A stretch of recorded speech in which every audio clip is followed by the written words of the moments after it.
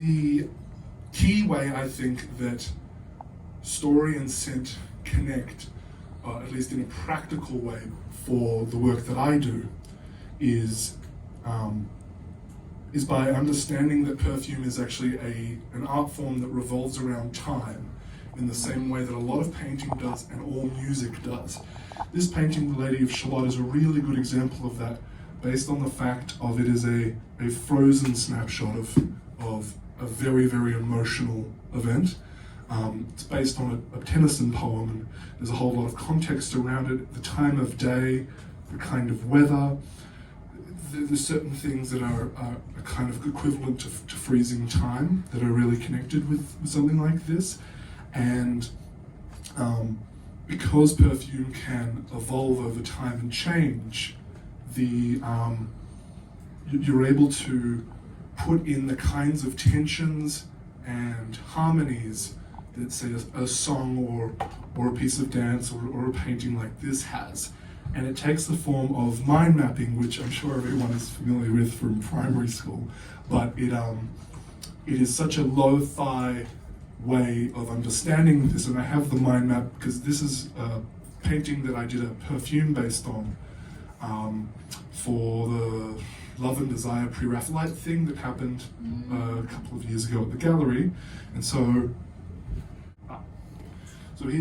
here is the mind map of that exact painting, essentially. Sorry guys on the left, I don't mean to neglect you. Hopefully you guys can, I'll just kind of move back a little like this.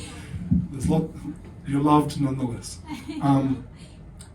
It's essentially this process, in terms of at least my own journey with it, where I extract out key themes and events of something like a painting or an emotion or a story or a place, and juxtaposition each one against each other, so you end up with a kind of movement and rhythm and journey that you would even experience when you saw even a basic play, that kind of structural, from this event to this event.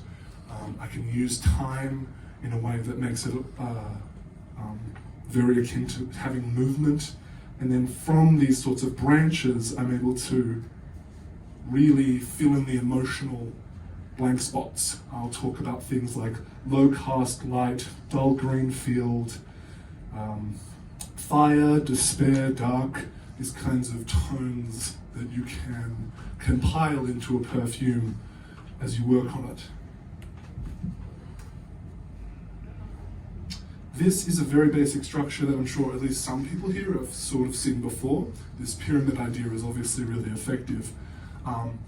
The relationship between time and perfume and scent in general is really interesting with this, because although it's mostly a structural representation, you actually have a great idea of how things at the top, where it says top notes up here, how that actually represents time changing. So up the top you would have the experience of a perfume that has been sprayed or smelt in the first 10 minutes or so.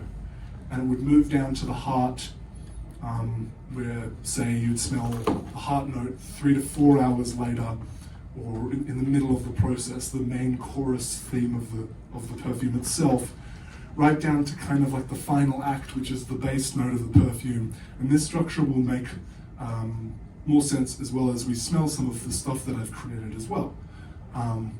But it gives you a bit of a sense of beginning to end, and movement throughout a perfume.